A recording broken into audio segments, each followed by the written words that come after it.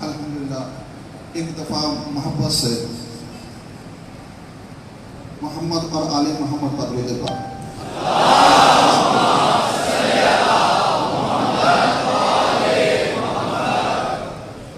میں مرکزی بین المذاہب امن کمیٹی پاکستان کا چیئرمین قاری عبدالرحمن قبلہ نقی صاحب کی محبت، قبلہ آغا جعفر علی صاحب کی محبت، وہ ہمارے وائس چیئرمین ہیں پاکستان کے آغا جعفر علی صاحب، تو محبت کا پیغام یہ وہی پیغام ہے جو حضرت سیدنا امام علی مقام کا پیغام، امن کا پیغام ہے۔ وہی پیغام ہم لے کے پورے پاکستان میں نکلتے ہیں کہ آئیے اس مشن کو جو حضرت سیدنا امام علی مقام امام حسین رضی اللہ تعالیٰ امن کا پیغام لے کے نکلے تھے، محبت کا پیغام لے کے نکلے تھے، آج اسی کا عملی اظہار کرنے کے لیے ہم اپنے بانیوں میں موجود ہیں۔ کیونکہ یہ آل رسول سے محبت یہ آپ لوگوں کا ورثہ ہی نہیں ہے، اللہ تبارک و تعالیٰ نے اس کو قرآن میں فرض کر دیا۔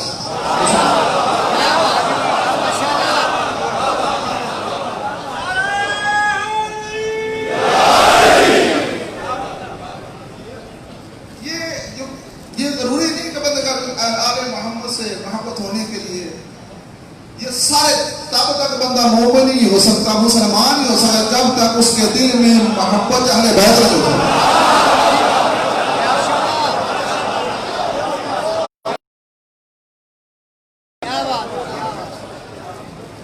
اور یہی محبت کا پیغام ہم مرکزی بین المذاہب امن کمیٹی پاکستان پورے پاکستان میں پیغام پہنچاتے ہیں، اور آج جاؤ یہ وہ پیغام ہے جو امام علی مقام نے سب کچھ لگا کے امن کے لیے محبت کا پیغام دیا۔ تو ہم یہی محبت کا پیغام عملی طور پہ دینے کے آپ کے پاس موجود ہیں، کیونکہ یہ تو ان کے لیے فخر ہے۔ امام شافعی فرماتے ہیں کہ اے اہل بیت رسول، آپ کے لیے سب سے بڑا فخر یہ ہے کہ جب تک بندہ آپ پر درود نہ پڑھے اس کی نماز ہی نہیں ہوتی۔ محبت سے کریں محمد اور آل محمد پر صلوات پڑھیں۔ اللہم صلی علی محمد وعلی صاحب کا میرا یہی محبت کا پیغام ہے، یہی امن کا پیغام ہے۔ امن کا پیغام وہی مشن ہے جو ہم مقام علی مقام حضرت امام حسین لے کے آئے تھے، بعد امنی یزید کا پیغام ہے، ہم امن کا پیغام لے کے کار کر جاتے ہیں۔ اللہ تبارک تعالیٰ ہر جگہ اس ملک کو امن کا گہوارہ بنائے، امن کے لیے جہاں بھی ضرورت پڑی مرکزی بین المذاہب امن کمیٹی وہاں موجود ہے۔ پچھلے دنوں ہم نے الحمدللہ جڑا روڈ پہ 16 سال پرانی جو لڑائی تھی دو گروپوں میں ہمارے اہل حدیث بھائی اور شیعہ حضرات میں، الحمدللہ مرکزی بین المذاہب امن کمیٹی نے ان کی صلح کروا دی، اور ایسی صلح کروائی کہ ایک پارٹی دوسری پارٹی کے منہ میں مٹھائی ڈالنے کے بعد بھی لے رہی ہے۔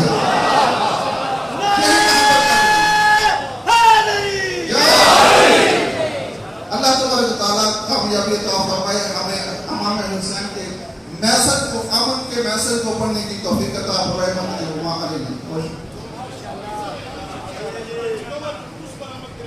آج ہم نے بہت ایسے پرانے ایسے جو رکے جس گلی میں لوگوں کو گزرنے کے لیے ڈر لگتا ہے، الحمدللہ مرکزی بین المذاہب امن کمیٹی کے میرے سارے ساتھی وہاں خود کھڑے ہو کے رکے ہوئے جلوسوں پر نکالا اور جاری کرایا، اور اب 1 سال کے لیے ہر سال کے لیے جانے والا۔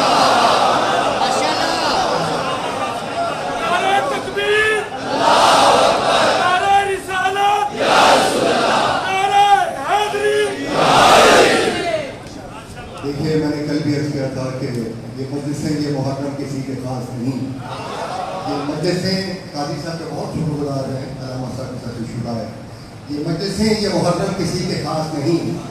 غم حسین مناؤ حسین سب کا ہے، غم حسین مناؤ حسین سب کا ہے، اور پھر زخم نہ کھل جائے बुजुर्गी की बात कर रहा हूँ। फिर जख्म न खिल जाए कहीं आले नबी के, जलते हुए खेमों की वही शाम न लिखना, जलते हुए खेमों की वही शाम न लिखना। और जो जिक्र न करते हो हुसैन इब्न अली का, जो जिक्र न करते हो हुसैन इब्न अली का, उस शहर के लोगों में मौला मेरा नाम न लिखना।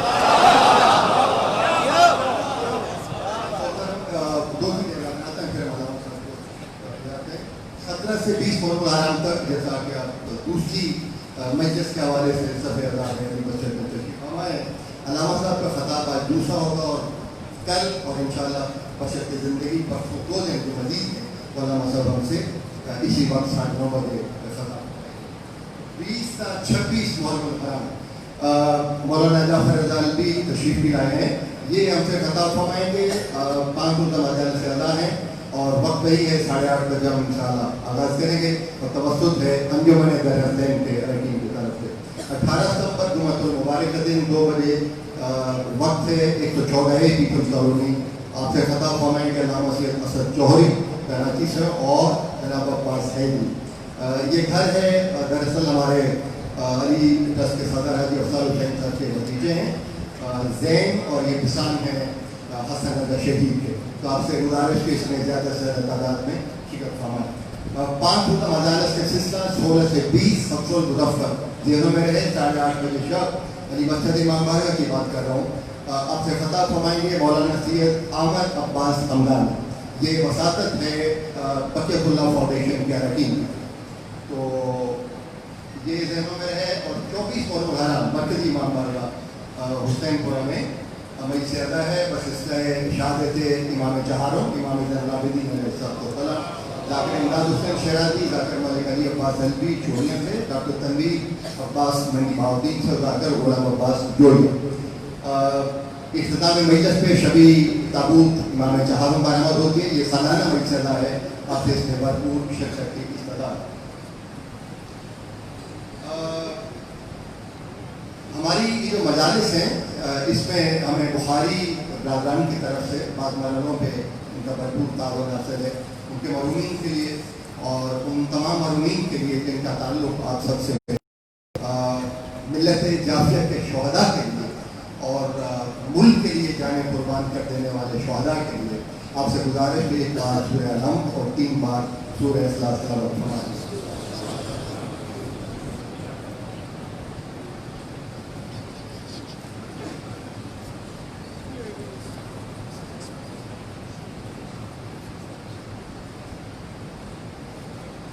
ये एक सालाना मजलिस है 20 मुहर्रम बाद नवाज़ मगरब। गली नंबर 5 है सईदाबाद कॉलोनी गुलामाबाद लाइटपुर पार्क। इसमें आपसे खताब फरमाएंगे खतीब आल मोहम्मद नज़ीर हैदरी और जाकिर मोहसन रज़ा अलवी। एक बात मैं छोटी सी आपसे कह दूँ, ये जो नारे हम लगाते हैं इन नारों के बगैर हमारा गुजारा नहीं। फौज आपको पता है झपटते तब हैं हमारे फौजी जब ये मौला का नाम लेते हैं। तो इन मजालिस में जब तक मौला का नाम लिया जाए तो हमारा उठना बैठना मुमकिन नहीं होता। मैं जब बात कर रहा हूँ तो इस अंदाज में कर रहा हूँ, मैं आपसे मुखातिब हूँ कि जब मौलाना साहब पढ़ रहे हो तो आप तमहीद बांध के नारा ना लगाएं, आप सिर्फ नारा बुलंद करें। तो आप ही नारा बुलंद करना चाहते हैं, हम सुनना चाहते हैं, इसलिए ज़्यादा वक्त देंगे, ज़्यादा लम्हे देंगे आगा जी को कि वो हमसे क्या कहना चाहते हैं। तो मैं खुद भी नारे नहीं लगाऊंगा। तो आप बर करम इत्तेहाद कीजिए, तमहीद ना बांधिए, सिर्फ मौला का नाम दीजिए, हम नारा बुलंद करेंगे। लेकिन आप तमहीद लंबी छोटी ना बांधें। तो घेरते जो आबा में आप कोशिश कीजिए कि बैठ जाइए, खड़े खड़े बंदा वैसे भी थक जाता है, तो हम थकने वाले नहीं। आप सामत में हैं बहुत सी दुआओं के साथ। अल्लामा सईद शहनशाह हुसैन नकवी से गुजारिश कि दूसरी मजलिस से अदा से खताब करने के लिए तशरीफ लाएं। मोहम्मद आले मोहम्मद बुलंद सलावत।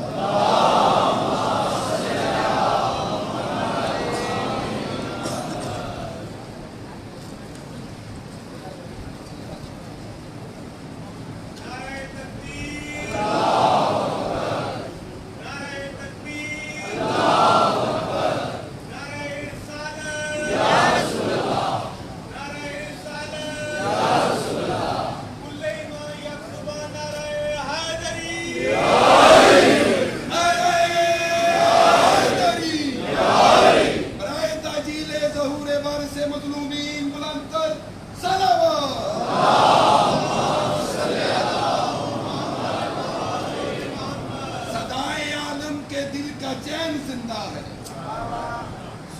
مہمانوں کے لیے صدائے عالم کے دل کا چین زندہ ہے، عباس با وفا کے دل کا چین زندہ ہے۔ اور کہہ دو یہ زمانے کے یزیدوں سے، کہہ دو یہ زمانے کے یزیدوں سے کہ پردہ غیب میں ابھی ایک حسین زندہ ہے۔ یا امام المنتظر زندہ قوموں کی طرح نعرہ لگائیں، یا امام المنتظر، یا امام المنتظر، یا امام المنتظر، نعرہ حیدری،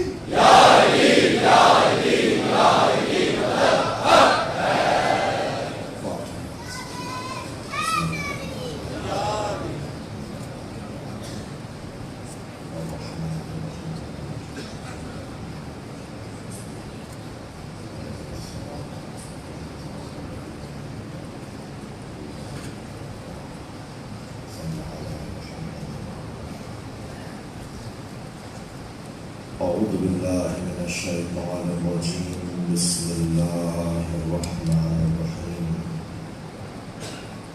الحمد لله الذي لا يبلغ مدحته القائلون ولا يحصي نعماءه العابدون ولا يؤدي حقه المجتهدون الذي ليس لصفته حد محدود ولا نعت موجود ولا وقت معدود ولا أجل ممدود فطر الخلائق بقدرته ونشر الرياح برحمته والصلاة والسلام على الرسول المسدد المصطفى الأمجد المحمود الأحمد سيدنا ومولانا ومولى الكونين جد الحسن والحسين علي والقاسم محمد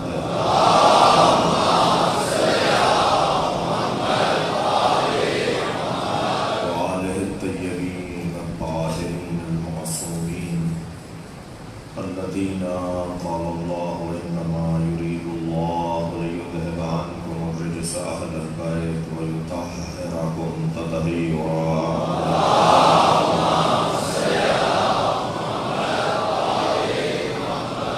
لعنة الله على أعدائهم أجمعين من يوم عداوتهم إلى قيام يوم الدين أما بعد قال الحكيم في قرآن الكريم بسم الله الرحمن الرحيم وإذ قال ربك للملائكة إني جاعل في الأرض خليفة قالوا وتجعل فيها من يفسد فيها ويسفك الدماء نحن نسبح بحمدك ونقدس لك قال إني أعلم ما لا تعلمون صلى الله عليه وسلم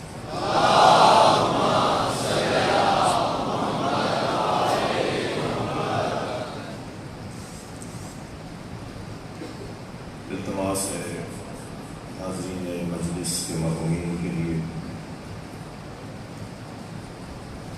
اور بانیان مجلس اعضاء کے مرحومین کے لیے پاک فوج کے شہداء کے لیے بلند تر صلوات کیا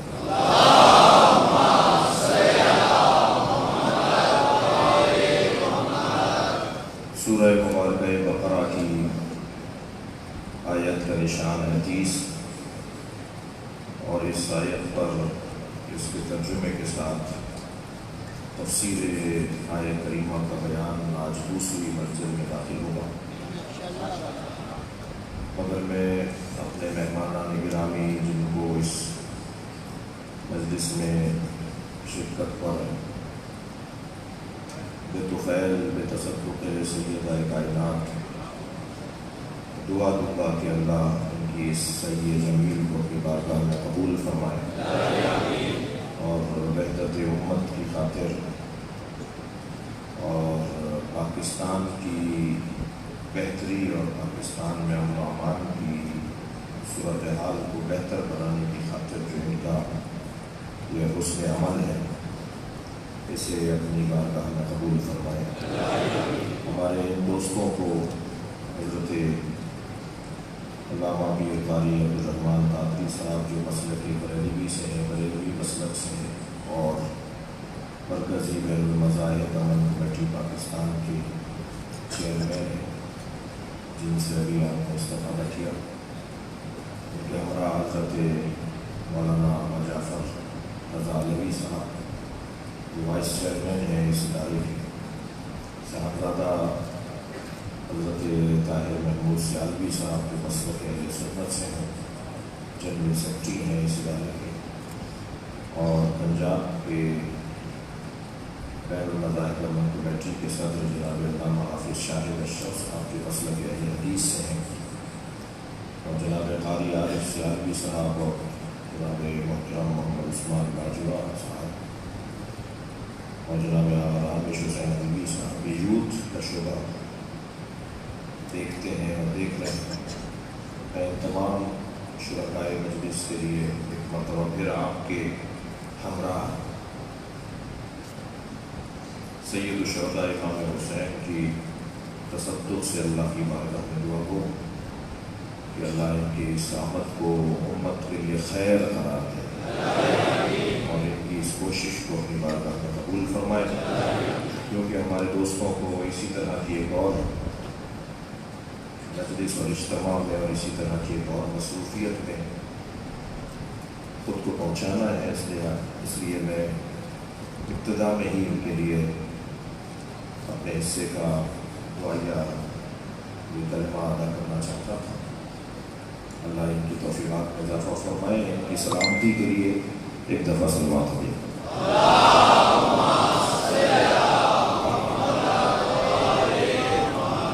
اس سے بہتر اور بلند صلوات نبی کرام۔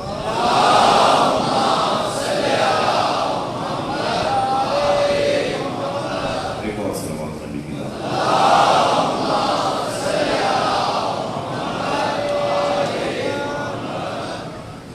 سورہ مبارکہ بقرہ،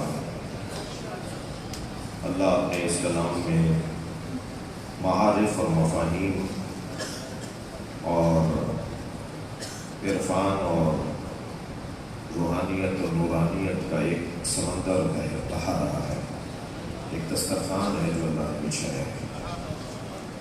ارشاد حضرت احدیت ہو رہا ہے، وَإِذْ قَالَ رَبُّكَ لِلْمَلَائِكَةِ إِنِّي جَاعِلٌ فِي الْأَرْضِ خَلِيفَةً، یاد کرو میرے حبیب جب تمہارے رب نے ملائکہ سے کہا، جو احباب کل تھے ان سے اجازت کے بعد اور جو نہیں تھے ان کے لیے ایک جملہ کہہ رہا ہوں، وہ یہ کہ اللہ اپنے نبی کو یاد کروا رہا ہے۔ یاد اسے کروایا جاتا ہے جو موقع پر موجود ہو۔ یاد کرو اے میرے حبیب کہ جب تمہارے رب نے ملائکہ سے کہا، تو سارا مسئلہ ہی یاد کرنے کا ہے۔ یہ مجلسیں، یہ جلوس، یہ عزاداری، اس کے پیچھے جو فلسفہ ہے وہ یاد کرنے کا فلسفہ ہے کہ کہیں انسان بھول نہ جائے۔ جیسے اللہ قرآن میں اپنے حبیب سے کہہ رہے ہیں نا کہ یاد کرو تمہارے رب نے ملائکہ سے کہا، ایسے ہی ہم مجلس کو برپا کر کے امت سے کہتے ہیں کہ یاد کرو حسین نے کربلا میں قربانی کی۔ یاد کرو قرآن ہے، دوہراؤ اس قصے کو تاکہ اپنی خیر و صلاح ہم حاصل کر سکیں۔ میں ویلکم کروں گا، خوش آمدید کہوں گا شہزادہ محمد بن سلمان سعودی عرب کے ولی عہد کو کہ انہوں نے 90 سالہ پرانا محل جو ان کی دادی کا محل تھا، شہزادی نورہ بنت عبدالرحمن بن فیصل کا، اسے الشمسیہ محل کا نام ہے الشمسیہ، انہوں نے بندر بن فیصل کو جو وزیر ثقافت ہیں سعودی عرب کے، انہیں غیر محدود فنڈز استعمال کرنے کی اجازت دی ہے اور کہا ہے کہ اس محل کو دوبارہ سے تعمیر کرواؤ اور دوبارہ سے اسے مرمت کروا کے اس کو پرانی شکل میں لے کر آؤ، کیونکہ جب آل سعود کی حکومت بنی تو وہاں جو سب سے پہلے جو عمارتیں بنی ان میں سے ایک الشمسیہ محل ہے، اور وہ شہزادی نورا بنت عبدالرحمن بن فیصل نے بنوایا تھا، اور اس خاتون کا آل سعود حکومت کے آغاز میں بڑا کارنامہ، بڑی خدمات تھی، اس لیے ان کی ہسٹری کو، ان کی یاد کو، ان کے کارناموں کو یاد رکھنے کے لیے ان کے محل کو دوبارہ سے مرمت کروایا جائے۔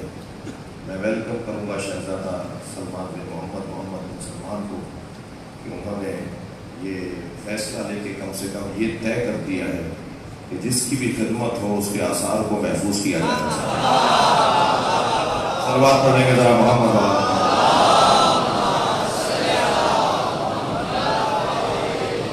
اب یہ طے کرنا تو امت کا کام ہے اور اہل دل کا کام ہے کہ کس کی کتنی خدمات ہے۔ لہذا یہ کیسے ممکن ہے کہ 90 سال پہلے والی ایک خاتون کا محل تو دوبارہ تعمیر کروایا جائے اور جس کے ٹکڑوں پر اسلام بلا ہو، جس کے پیسے پر اسلام بلا ہو، جس کی دولت پر مسلمانوں نے جنگیں جیتی ہوں، اسلام کی تبلیغ کی ہو، جس کے نام پر سرکار دو جہاں سینہ چوڑا کر کے کہتے تھے ختیجہ نے اپنا سارا مال مجھے دے دیا، تو یقیناً بات پھر آگے بڑھے گی۔ آج اس مرحلے سے گزرنے دیجیے امت کو۔ یاد کرو، یاد کیسے کریں گے جب تک یادگاریں نہیں ہوں؟ بڑا گہرا تعلق ہے یادوں سے یادگاروں کا۔ مینار پاکستان کو ہٹا کر قرارداد پاکستان کیسے یاد آئے گی؟ تہران میں یوم آزادی، میدان آزادی کو ہٹا کر تہران کی اور اس ملک کی آزادی کا کیسے تصور آ جائے گا؟ جب تک کہ عمارت نہیں ہوگی، یادگار نہیں ہوگی۔ تو اللہ نے یادگاروں کو محفوظ رکھا ہے تاکہ یادیں بحال رہیں۔ ان یادگاروں میں ایک یادگار کو صفا کہتے ہیں، دوسرے کو مروہ کہتے ہیں۔ یہاں میری ایک کنیز خاص دوڑی تھی اپنے بچے کی زندگی کی خاطر، وہاں پانی نظر آیا تو وہاں پہنچی، وہاں سے مڑ کر دیکھا یہاں پانی نظر آیا تو یہاں آ گئی، اور مسلسل دوڑتی رہی تاکہ کسی طرح ایک نبی کا بچہ بچ جائے، ایک نبی بچ جائے۔ لیکن نبی کی حفاظت کی خاطر ایک خاتون نے 7 چکر کاٹے تھے، تو اب قیامت تک اللہ نے اسے شریعت بنا دیا۔ اب ہر صاحب ثروت اور صاحب صحت وہاں صفا و مروہ کے درمیان صحیح کرے گا۔ نہ اب کوئی پانی کا قصہ ہے، نہ کوئی نبی کی حفاظت کا مسئلہ ہے۔ مسئلہ ہمیں کسی نبی کے تم سے بچانے کا نہیں ہے، مسئلہ یہ ہے کہ ان قدموں پہ چلنا بھی اللہ کی مشیت ہے جو قدم ایک نبی کی حفاظت میں اٹھے۔ یہ فیصلہ الہی نظام کا ہے کہ اگر ایک نبی کی حفاظت میں کوئی بیوی چکر لگائے صفا و مروہ کے درمیان تو قیامت تک وہ شریعت کا حصہ بن جائے گا۔ ہم بھی تو یہی کہنا چاہتے ہیں کہ اسے بھی یاد کرو جس نے خاتم الانبیاء کو بچایا۔ اور جب یہ یادیں تازہ رہیں گی تو پھر مسائل بھی حل رہیں گے اور امت اپنے صحیح ٹریک پر رواں دوا رہے گی۔ تو یاد کروایا جا رہا ہے۔ وَإِذْ قَالَ رَبُّكَ، یاد کرو میرے حبیب جب تمہارے رب نے ملائکہ سے کہا کیا انی جاعل فی الارض خلیفہ، میں زمین پہ خلیفہ بنانے والا ہوں۔ قالوا أتجعل فیہا، وہ فرشتوں نے کہا کہ اسے بنائے گا زمین پر، من یفسد فیہا، جو زمین پر فساد پھیلائے گا، ویسفک الدماء، اور زمین پر خون بہائے گا، نحن نسبح بحمدک ونقدس لک، ہم تیری تسبیح و تقدیس کے لیے حاضر ہیں، ہم موجود ہیں ہم تیری تسبیح کرنے کے لیے۔ جواب آیا قال انی اعلم ما لا تعلمون، جو میں جانتا ہوں وہ تم نہیں جانتے۔ یہ آیت کا ترجمہ تھا۔ میں آج اس آیت کے دوسرے مرحلے میں اپنے محترم سننے والوں کو روکنا چاہوں گا، اور وہ دوسرا مرحلہ ہے تمہارے رب نے کہا۔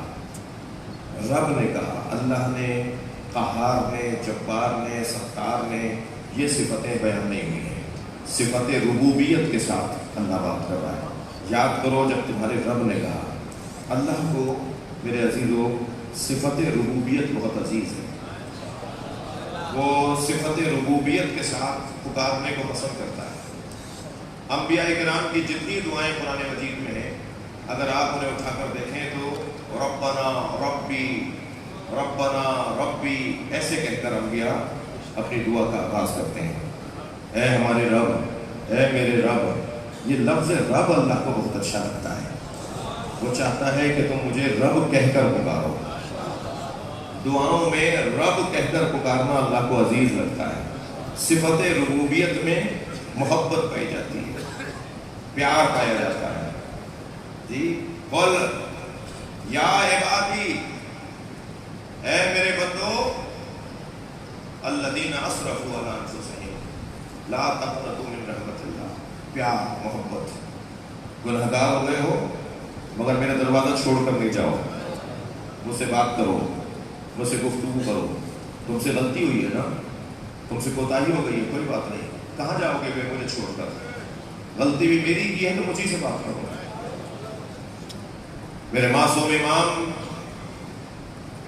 مدینہ منورہ میں کوچے سے گزر رہے ہیں، سامنے ایک چاہنے والا آ گیا، اس کے ہاتھ میں شراب کی آدھی بوتل ہے. آدھی شراب پی کر اور آدھی بوتل ہاتھ میں لے کر اپنے گھر کی طرف جا رہا ہے. سامنے سے امام ششم امام صادق کا گزر ہوا، سامنے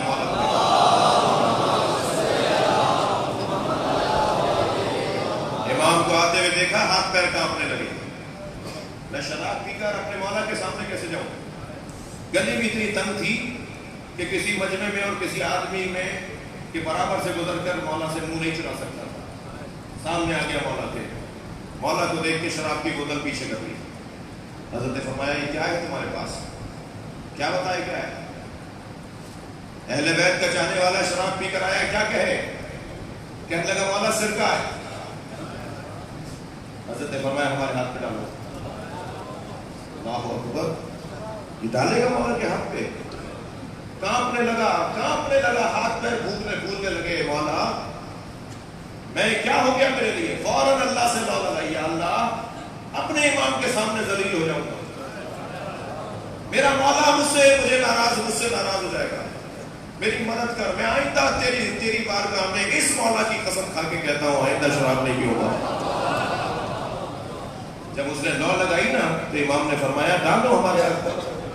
نہیں ڈال رہا تھا. حضرت نے فرمایا جو تمہارے ہاتھ میں وہ سرکہ ہے، ہم کہہ رہے ہیں.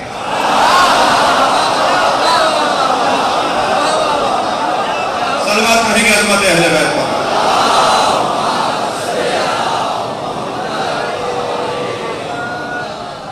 ایسا پیار، اپنے چاہنے والوں کو اپنے دروازے سے دور نہیں دیکھنا چاہتے.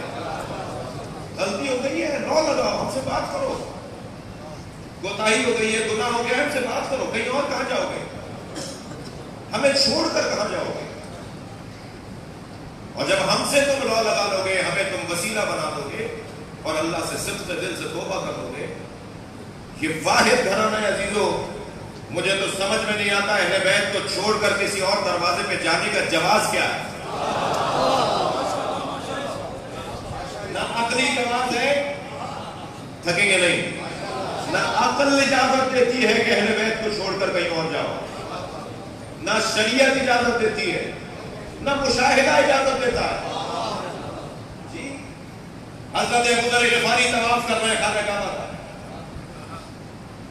حشام ابن عبد الملک گورنر مدینہ مکہ آیا ہوا ہے، حج کرنے آیا ہوا ہے. اسے محسوس ہوا کہ حاجیوں میں کوئی شخصیت ہے جس کا احترام لوگ کر رہے ہیں اور طواف میں اس کو جگہ دے رہے ہیں. اپنے کارکنوں سے سپاہی سے پوچھا یہ کون ہے؟ کہا یہ ابو ذر ہے. تو بہت خوشی سے کہنے لگا مجھے قریب لے چلو. جب گورنر کو قریب لے گئے تو ساتھ چلتے چلتے طواف کرتے کرتے کہنے لگا میں گورنر مدینہ ہوں. انہوں نے ایسے مڑ کر دیکھا اور پھر سے شروع کر دیا. انہوں نے کہا حضور کچھ کہنا چاہتا ہوں. کہا یہاں اللہ سے بات کرنے کی جگہ ہے. کہ اللہ میں اللہ کی خاطر کچھ کہنا چاہتا ہوں. کہا کہو کیا کہنا چاہتے ہو؟ کہا میرے لیے کوئی حکم بتائیے، میں آپ کے کوئی کام آؤں، میں آپ کی کوئی خدمت کروں. توجہ ہے؟ کہنے لگے جب میں یہاں خانہ کعبہ آ گیا ہوں تو میں اللہ سے کیوں نہ کہوں، تجھ سے کیوں کہوں؟ کہنے لگے آپ کو اللہ کا واسطہ ہے مجھ سے کچھ کہے. میں اللہ کا آپ کو واسطہ دیتا ہوں، اللہ کو خوش کرنے کے لیے میں آپ کی خدمت کرنا چاہتا ہوں. آپ بڑے صحابی ہیں، بڑا نام ہے آپ کا، مجھے کچھ کہیے. اب جملہ سنیں. میں نے جملہ کہا کہ اس دروازے کو چھوڑ کر جانے کا جواز ہی نہیں ہے. دلیل دینے جا رہا ہوں. حضرت ابو ذر غفاری کا فرمان. حضرت ابو ذر غفاری نے مڑ کر دیکھا اور فرمایا آخرت میں کچھ دے سکتا ہے؟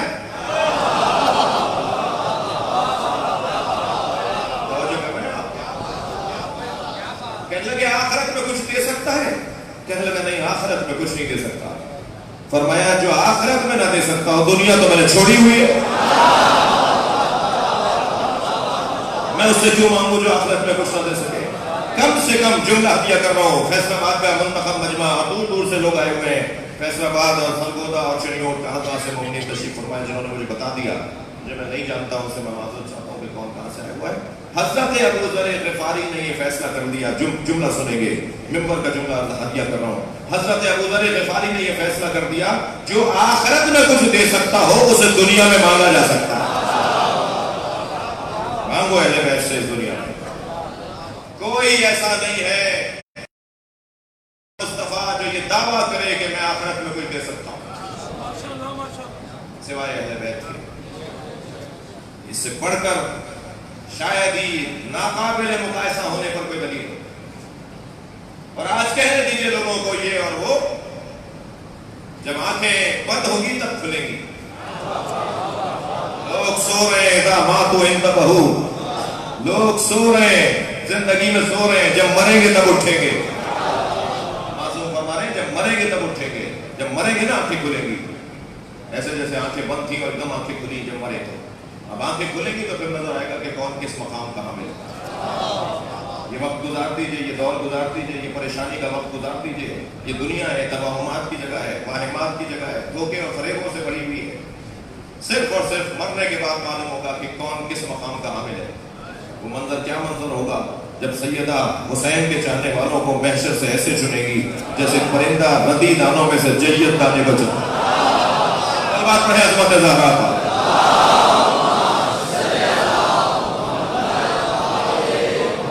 وَإِذْ قَالَ رَبُّكَ لِلْمَلَائِكَةِ، جب تمہارے رب نے کہا، صفت ربوبیت اللہ کو بہت عزیز، ربنا وجعلنا مسلمین لک ومن ذریتنا امتا مسلمتا لک، یہ حضرت ابراہیم کی دعا۔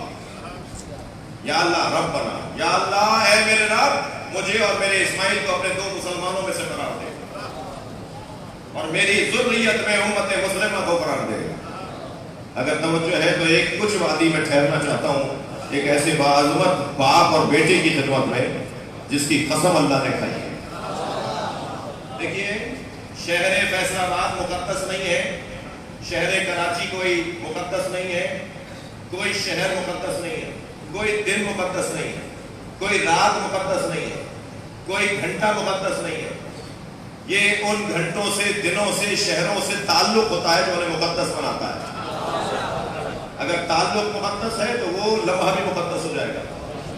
اگر اللہ قرآن مجید میں صبح کی قسم کھا رہا ہے، والصبح اذا تنفس، قسم ہے صبح کی جب وہ سانس لیتی ہے، واللیل والنہار والعصر والضحیٰ، اگر اللہ قرآن میں قسمیں کھا رہے ہیں تو یہ جو اوقات ہیں جن کی اللہ نے قسمیں کھائی ہیں، یہ ذاتی طور پر قابل تعریف نہیں ہے، مقدس نہیں ہے، کوئی تعلق ہے جو انہیں قابل تعریف بنا رہا ہے۔ بس جب تعلق مجھے مل جائے گا تو مجھے سمجھ میں آ جائے گا یہ مقدس کیوں ہوا ہے۔ میں نے تاریخ کے صفحوں پر ڈھونڈنا شروع کیا، وہ صبح کون سی ہے جس کی اللہ قسم کھا رہا ہے۔ تو ایک مرتبہ قرآن میں مجھے سورہ مبارکہ عادیات میں نظر آیا کہ قسم ہے صبح کی جب وہ سانس لیتی ہے، جب گھوڑوں پر بیٹھ کر مجاہد روانہ ہوتا ہے تو گھوڑوں کی ٹانپوں سے چنگاریاں اٹھتی ہیں، گھوڑے کی ناک سے جو سانس نکلتا ہے میں اللہ اس کی قسم کھاتا ہوں۔ پورا سورہ گھوڑوں پر ہے،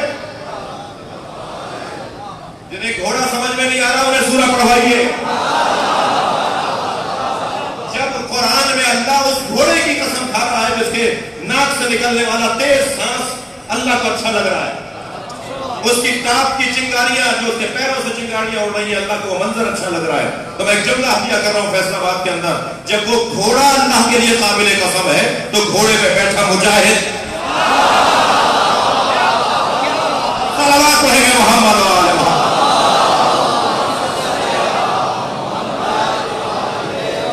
اس کا مقام کیا ہوگا؟ یہ کیوں قسم کھائی ہے اللہ نے گھوڑے کی؟ گھوڑے تو بہت ہیں جی، یہ وہی ناقہ اللہ کا ناقہ کیوں ہے جو پہاڑ سے نکلا؟ یا جتنی اور اونٹنیاں ہیں وہ اللہ کی نہیں ہے؟ وہ اللہ نے نہیں بنائی؟ حاضری ناقۃ اللہ جی، یہ اللہ کا ناقہ۔ حضرت صالح نے آواز دی، جیسے انہوں نے کہا نا اس پہاڑ سے ایک اونٹنی نکلے اس کا ایک بچہ بھی ہو، اس کے تھن اتنے دودھ اتنا زیادہ ہو کہ پوری قوم دودھ پیے. فرمائشیں دیکھیے آپ، یہ انبیاء کرام کے اوپر مظلومیت ہے ان کی. معجزہ تھک کر نہیں سنیں گے، معجزہ چاہنے والا نہیں مانگتا ہے.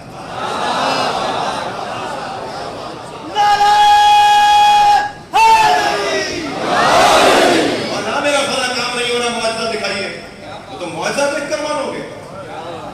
جو معجزہ دیکھ کر مانتا ہے وہ چاہنے والا نہیں ہوتا. صلوات پڑھیں گے محمد و آل محمد.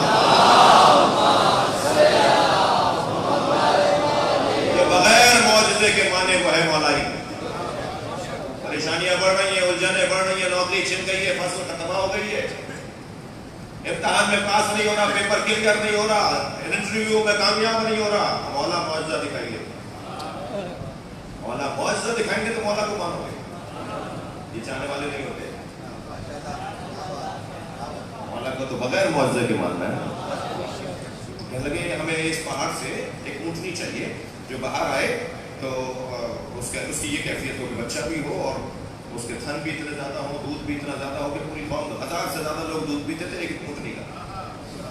جیسے ہی انہوں نے کہا نا تو فوراً حضرت صالح نے کہا ہذہ ناقۃ اللہ، یہ رہا اللہ کا ناقہ. پہاڑ پھٹنا شروع ہو گیا. جیسے انہوں نے کہا نا یہ رہا اللہ کا ناقہ، پہاڑ پھٹنا شروع ہوا. ایک ناقہ، ایک اونٹنی باہر آئی بچے کے ساتھ. توجہ کر لی نا آپ نے. یہ ناقۃ اللہ کیوں ہے؟ کیا معاذ اللہ اللہ نے اس پہ سواری کی ہے؟ معاذ اللہ یہ اللہ کا ناقہ کیوں ہے؟ کیا اس کے دودھ سے معاذ اللہ اللہ استفادہ کرتا ہے؟ یہ ناقۃ اللہ کیوں ہے؟ ناقۃ اللہ صرف اس لیے ہے کہ یہ وہ ناقہ ہے جو ایک نبی کی نبوت پہ دلیل بنا ہے. اگر کوئی ایک نبی کی نبوت پہ جانور دلیل بن جائے تو وہ ناقۃ اللہ ہے. اور اس دلیل کے لیے اللہ پہاڑ میں دراڑ ڈال دیتا ہے تو کعبے میں دراڑ سمجھ میں کیوں نہیں آتا؟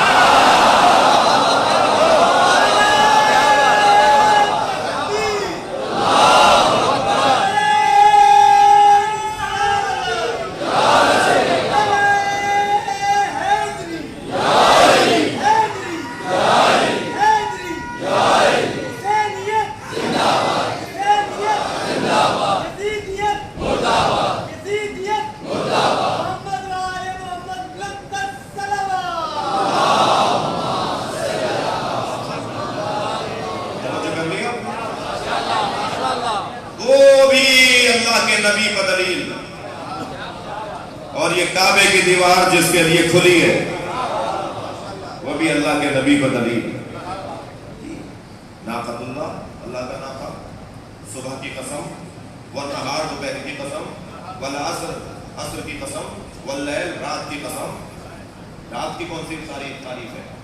ہم نے تاریخ کے صفحات پلٹنا شروع کیے تو ہمیں ایک دوپہر نظر آئی جب ایک بھائی نے دوسرے بھائی کے بازوؤں کو پکڑا اور بلند کر کے کہا من کو تو مولا. وہ دوپہر تاریخ میں سخت ہو گئی، اللہ نے اس کی قسم کھائی.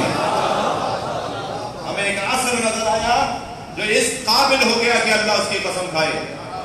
ہمیں ایک رات نظر آئی، تاریخ کا صفحہ پلٹ کے دیکھا تو ایسی رات تھی جب ایک بھائی دوسرے بھائی کے بستر پہ سویا اور اس رات نے اتنی قسمت بنا لی کہ اللہ اس کی قسم کھا رہا ہے. اب قرآن میں ایک شہر کی قسم بھی اللہ نے کھائی ہے.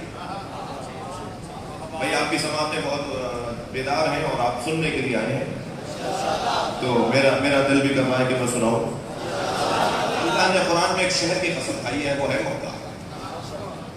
لا اقسم ھذا البلد، مجھے قسم ہے اس شہر کی. کون سے شہر بھائی؟ مکہ. مکے کی قسم اللہ کھا رہا ہے. تو مکے میں تو جانور بھی رہتے تھے، مکے کے اندر تو کافر رہتے تھے، مشرک رہتے تھے، جلاد رہتے تھے، ڈاکو رہتے تھے. تو مکے کی قسم اللہ کیوں کھا رہا ہے؟ اس لیے کہ انت حل بہذا البلد. آیت آگے بڑھی. قسم ہے مجھے اس شہر کی، اس بلد کی. بلدیہ بھی کہتے ہیں ہمارے یہاں، عربی کا بھی ہمارے استعمال ہوتا ہے. بلدیہ، بلدیاتی نظام، بلدیہ تو وہ عربی میں بلدیہ. لا اقسم ھذا البلد، اس بلد کی قسم، اس شہر کی قسم. اس لیے کہ وانت حل بہذا البلد، کیونکہ اے میرے مصطفیٰ تم اس میں رہتے ہو. بھائی اگر تھکے نہیں ہیں تو جملہ کہو. نبی ایک شہر میں رہے جس میں اکثریت اچھے لوگوں کی نہیں ہے، جس میں اکثریت کافروں مشرکوں کی ہے. نبی سرکار اگر ایک شہر میں رہے تو اللہ اس شہر کی قسم کھاتا ہے جس ابو طالب نے ڈوش پر اٹھایا ہو، جن کے گھر میں پلے ہو، جن کے ہاتھ سے نوالے لیے ہو، اس کا مقام اور اس کی حیثیت اور اس کی فضیلت کتنی ہوگی. قسم ہے اس شہر کی انت ہل بہذا البلد، اس لیے کہ آپ ہل ہیں، محل ہیں، رہائشی ہیں، مقیم ہیں، رہتے ہیں اس شہر کے اندر. بات یہاں رکی نہیں. وَوَالِدٍ وَمَا وَلَدٍ، اور قسم ہے ایک والد اور ایک ولد، قسم ہے ایک باپ اور ایک بیٹے کی. مفسروں نے کہا کہ باپ سے مراد ابراہیم علیہ السلام، بیٹے سے مراد حضرت اسماعیل علیہ السلام. اللہ نے مکے کی قسم کھائی اور نبی کے ہونے پر مکے کی قسم کھائی، اور اس شہر سے وابستہ ایک باپ اور بیٹے کی قسم کھائی. مراد حضرت ابراہیم اور حضرت اسماعیل ہے. میں قرآن کی اس تفسیر کا انکار نہیں کروں گا. باپ سے مراد کون ہے اور بیٹے سے مراد کون ہے؟ دو نظریے بیان کروں گا. والد سے مراد ابراہیم ہے یا ابو طالب؟ ولد سے مراد اسماعیل ہے یا علی؟ اب یہ کیسے طے کرے کہ کون ہے؟ میں زیادہ الجھن میں جائے بغیر صرف اتنا کہہ دوں گا کہ اگر مراد والد سے ابراہیم کو لے تب بھی ابو طالب کی فضیلت، اور اگر مراد والد سے ابو طالب کو لے تب بھی حضرت ابو طالب کی فضیلت، اور اگر مراد ولد سے اسماعیل کو لے تب بھی علی کی فضیلت، اور اگر ولد سے مراد علی کو لے تو ہے ہی علی کی فضیلت. میں دلیل دینے جا رہا ہوں. سرکار ابو طالب نے جب حضرت والد سے مراد ابراہیم، حضرت ولد سے مراد حضرت اسماعیل، تو حضرت ابراہیم نے اپنی دعاؤں کا آغاز ہی اس جملے سے کیا، الحمدللہ الذی جعلنا من ذریت ابراہیم. حمد ہے اس اللہ کے لیے کہ جس نے مجھے ابراہیم کی ذریت میں سے قرار دیا. اگر ولد مراد لیں تو بھی یہ ابو طالب، اس لیے کہ ذریت ابراہیم ہے. توجہ چاہوں گا، حضرت ابراہیم نے دعا کر کے بتایا کہ میں ولد ابراہیم ہوں. تو اگر ولد مراد رہے تو بھی ابراہیم حضرت ابو طالب، والد مراد رہے تب بھی حضرت ابو طالب. مجھے سمجھ میں نہیں آتا، یہ مسلمان مسجد میں تو کہتا ہے اللہم صلی علی محمد وآل محمد کما صلیت علی ابراہیم وعلی آل ابراہیم، اے اللہ صلوات اور درود بھیج محمد وآل محمد پر جیسے تو نے ابراہیم اور آل ابراہیم پہ صلوات بھیجی. مجھے سمجھ میں نہیں آتا، مسجد میں تو درود ابراہیمی پڑھتا ہے، باہر جا کے کہتا ہے ابو طالب کافر تھے.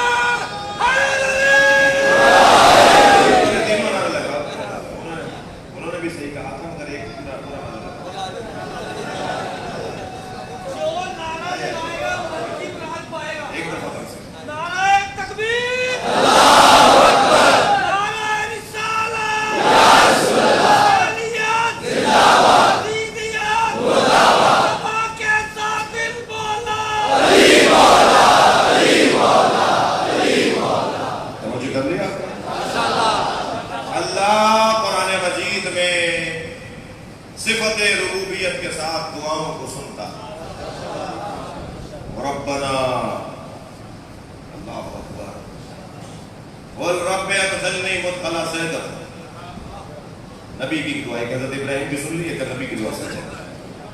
رب ادخلنی مدخل صدق واخرجنی مخرج صدق واجعلنی من لدنک سلطانا نصیرا.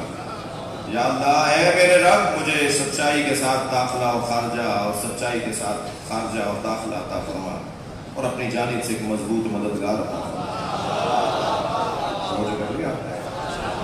لفظ رب کے ساتھ صفت ربوبیت کے ساتھ اللہ کو دعائیں اچھی ہے. وَإِذْ قَالَ رَبُّكَ، جب تمہارے رب نے کہا، لِلْمَلَائِكَةِ، کس سے کہا؟ ملائکہ سے. ملائکہ سے کہا. کیا سارے ملائکہ سے کہا؟ کل میں نے سوال اٹھایا تھا، بات رہ گئی تھی. کیا اللہ نے سارے ملائکہ سے بات کی؟ نہیں، سارے ملائکہ سے بات نہیں ہے، اس لیے کہ ملائکہ کی 4 قسمیں ہیں. مسبحات ہیں، مقدسات ہیں، مدبرات ہیں، اور مبعوث فی ذات اللہ. اچھا اگر آپ سننا چاہیں تو ایک جملہ سن لیجیے۔ امام فخر الدین رازی تفسیر کبیر میں لکھتے ہیں کہ فرشتوں کے بارے میں بعد از خدا و رسول سب سے اعلیٰ گفتگو علی کی ہے، سب سے اجلا گفتگو علی کی ہے، سب سے اتقن اور روشن گفتگو علی کی ہے۔ علی فرشتوں کے احوال کو بتاتے ہیں کہ کون فرشتے ہیں جو صرف کھڑے ہوئے ہیں اللہ کی بارگاہ میں، کون فرشتے ہیں جو رکوع میں ہیں، کون فرشتے ہیں جو سجدے میں ہیں۔ علی فرشتوں کی قسمیں بیان کر رہے ہیں، توجہ کر لی۔ علی فرشتوں کو بعد از خدا و رسول سب سے زیادہ جانتے ہیں۔ جبریل آ کر بیٹھے نبی کی خدمت میں، یا جبریل کم عمرک، اے جبریل تمہاری عمر کتنی ہے؟ سرکار پوچھ رہے ہیں جبریل سے تمہاری عمر کتنی ہے؟ کہنے لگے یا رسول اللہ انی لا رأیت نجم یطلع من العرش، میں نے ایک ستارے کو دیکھا ہے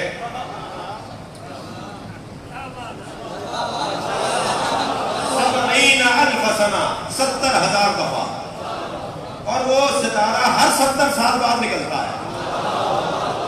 میں نے اس ستارے کو اتنی مرتبہ دیکھا ہے۔ نبی مکرم نے فرمایا اگر آج اس ستارے کو دیکھو گے تو پہچان جاؤ گے؟ یا رسول اللہ میں نے اسے 70,000 دفعہ دیکھا ہے، میں اس ستارے کو دیکھ کر کیسے نہیں پہچانوں گا؟ فرمایا رکو، ٹھہرو، صبر کرو، اتنی دیر میں مولا علی کی آمد ہے۔ جیسے ہی مولا کائنات آ کے بیٹھے، میرے مولا نبی نے فرمایا یا علی خذ الامامۃ عن جبہتک، اپنی پیشانی سے امامہ پیچھے کرو۔ میرے مولا نے اپنا امامہ پیچھے کیا تو جبریل امی کھڑے ہو گئے۔ ھذہ نجم الذی، صلوات کہے گے مولا کے نام۔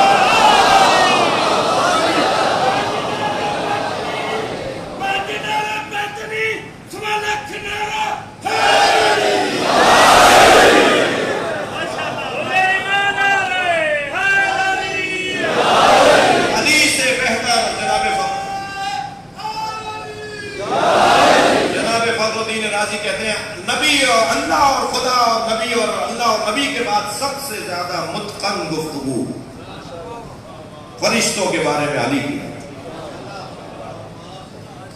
آمادہ ہے؟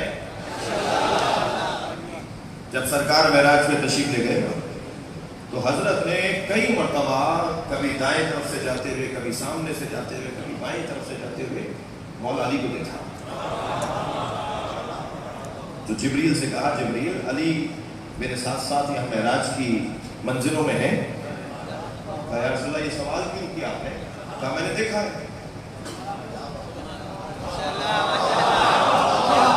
نہیں آئے آپ کی توجہات کا شکریہ۔ میں نے دیکھا ہے ابھی کو دیکھا، یہاں سے رکھے وہاں سے رکھے۔ اچھا یہ سوال بتا رہا ہے سرکار کا کہ سرکار اسے حدیث کا اور روایت کا حصہ بنانا چاہتے ہیں۔ جب حدیث کا اور روایت کا حصہ بن جائے گا تو پھر آج مجلس میں بیان ہو جائے گا۔ اگر سرکار سوال ہی نہ کرتے تو پھر حدیث کیسے بنتی اور پھر آج بیان کیسے ہوتی؟ تو حضرت نے فرمایا میں نے دیکھا ہے۔ تو جبریل کہتے ہیں یا رسول اللہ یہ جو آپ نے دائیں بائیں آگے پیچھے مختلف جگہوں پر مختلف منزلوں میں علی کو دیکھا ہے، قصہ یہ ہے کہ جب علی کی ولادت ہو گئی اور علی زمین پر چلے گئے تو اللہ کے سارے فرشتوں نے مل کر اللہ کی بارگاہ میں التجا رکھی کہ ہم علی کی زیارت سے محروم ہو گئے۔ تو اللہ نے علی کی شکل کا ایک فرشتہ خلق کیا۔ سب سے زیادہ فرشتوں کے بارے میں اگر کوئی بات کرتا نظر آتا ہے تو اسے مولا علی کہتے ہیں۔ البتہ ترتیب یہی ہے اللہ سے بڑھ کر کوئی نہیں ہے۔ وہ شیعہ ہی نہیں ہے کہ جو اللہ کو بھلا کر بات کرے، وہ اہل بیت وہ مسلمان نہیں ہے کہ جو اللہ کو بھلا کر بات کرے۔ ترتیب یہی ہے اللہ، رسول اللہ، علی۔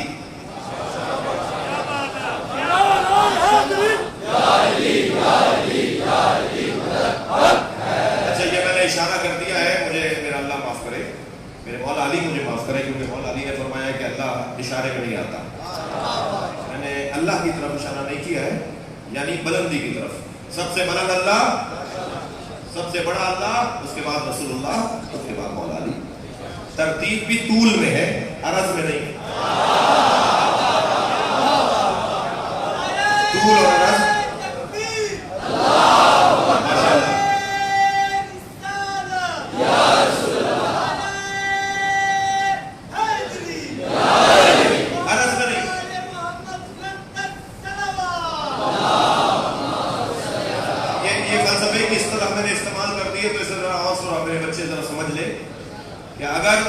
نیچے کہیں گے تو اسے طول کہیں گے، برابر برابر کی بات کریں گے تو اسے عرض کہیں گے.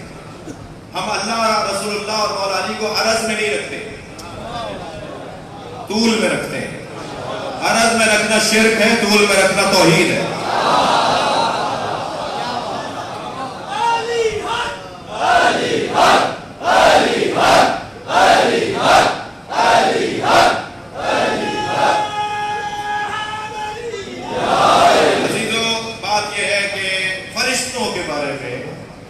مسبحات، مقدسات، بچے دہرائیں میرے ساتھ، مدبرات اور فنا فی ذات اللہ، یہ 4 قسم فرشتوں کی مولا علی نے بیان فرمائی. جو صرف تسبیح کر رہے ہیں، جو صرف تقدیس کر رہے ہیں، جو اللہ کے کام چلا رہے ہیں، یعنی پانی برسا رہے ہیں، ہوا چلا رہے ہیں، ماں کے شکم میں تصویر بنا رہے ہیں، مار رہے ہیں، زندگی دے رہے ہیں، روح پھونک رہے ہیں، یہ مدبرات عمل کہلاتے ہیں. ان کا کام امور چلانا ہے، مدبرات عمل، کائنات کے امور چلانا ہے. ایک صاحب مجھ سے کہنے لگے علی ایک وقت میں 40 جگہ حاضر ہو تھے، یہ روایت صحیح ہے؟ میں نے کہا تمہیں کیا پریشانی ہے سر؟ کہنے لگے کیسے ممکن ہے ایک آدمی ایک جگہ ہے تو دوسری جگہ نہیں ہوگا، دوسری جگہ ہے تو پہلی جگہ نہیں ہوگا، یہ کیسے ممکن ہے کہ ایک وجود اور وہ 40 جگہ نظر آئے؟ میں نے کہا اس میں پریشانی کی کیا بات؟ کہنا نہیں سمجھ میں آیا.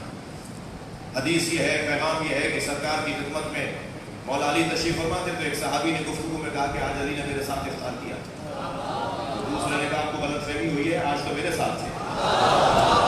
تیسرے کی آواز آئی آپ دونوں کو غلط فہمی ہوئی ہوگی، یہ میرے ساتھ تھے. چوتھے کی آواز آئی یہ تو میرے ہاں تھے. تو نبی مکرم نے فرمایا اللہ اکبر، علی تو میرے ساتھ تھا.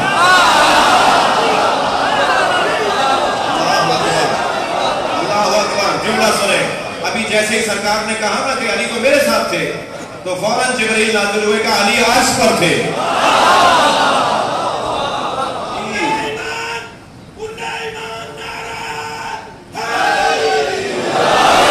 ایک وجود 40 جگہ کیسے حاضر ہو سکتا ہے؟ سائنس کیا کہتی ہے میں اس پہ جاؤں گا ہی.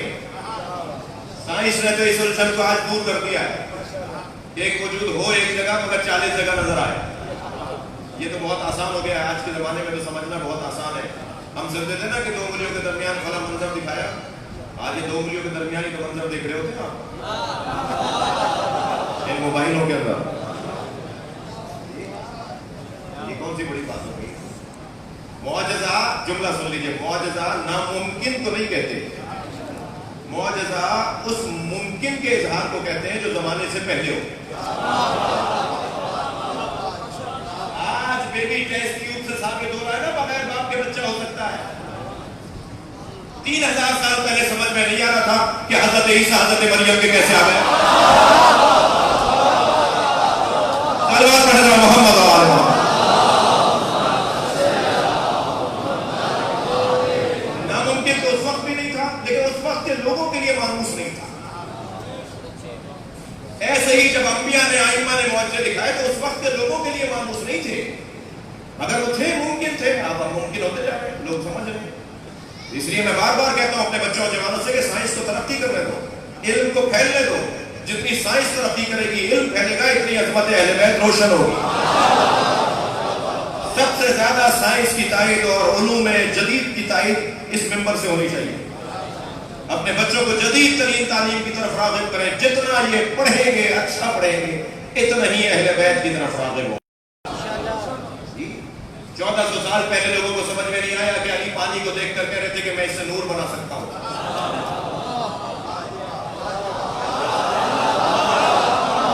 آج سب کہہ رہے ہیں نا کہ آبشار سے اور ڈیموں سے پانی کو نور بنتا ہے، بجلی بنتی ہے. یہ تو بہت پہلے بتا دیا تھا مولا علی نے کہ پانی سے نور بنے گا، پانی سے بجلی بنے گی. جدید بڑھنے دیجئے، دور آگے جانے دیجئے. جیسے جیسے دور آگے بڑھے گا، یہ جو جوش والی آبادی کے 2 مصرے ہیں نا، اس کا یہ بھی مطلب ہے، یہ بھی مطلب ہے جو میں کہہ رہا ہوں. اس انسان کو بیدار تو ہو لینے دو. اس مصرے کو یہاں جوڑیے، انسان کو بیدار تو ہو لینے دو. ہر قوم پکارے گی ہمارے حسین.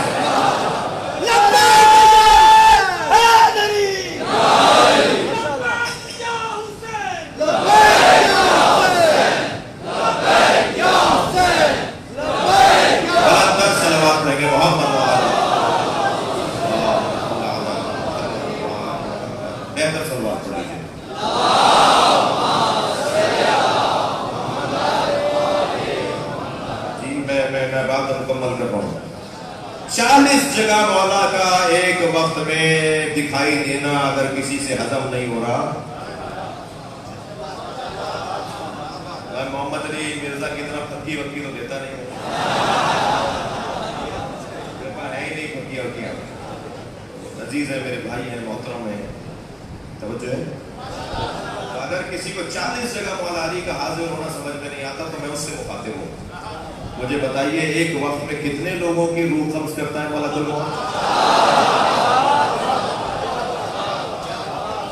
سارا مجمع ایک زبان ہو کر کہے گا لاکھوں لوگوں کی روح قبض کرتا ہے. ایک ملک الموت ہے لاکھوں لوگوں کی روح قبض کرنے حاضر ہو جاتا ہے. ملک الموت کا لاکھ جگہ حاضر ہونا سمجھ میں آتا ہے, ملک الموت کے مولا کا حاضر ہونا سمجھ میں آتا ہے. صلوات پڑھیں گے محمد و آل محمد.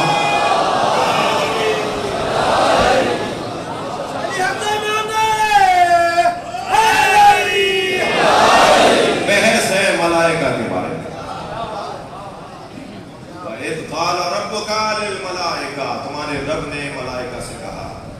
اب کون سے ملائکہ؟ نہ مصبحات ہیں, نہ مقدسات ہیں, نہ مدبرات ہیں, نہ فنا فی ذات اللہ ہے. کون سے؟ نہیں, فنا فی ذات اللہ نہیں تھے جن سے اللہ بات کر رہا تھا. کیوں؟ مصبحات اور مقدسات اور مدبرات ہو سکتے ہیں. علمی بات تھوڑی سی سنتے جائیے. مقدسات, مصبحات اور مدبرات ہو سکتے ہیں جن سے اللہ بات کر رہا ہوں. فنا فی ذات اللہ نہیں تھے جن سے اللہ بات کر رہا ہے.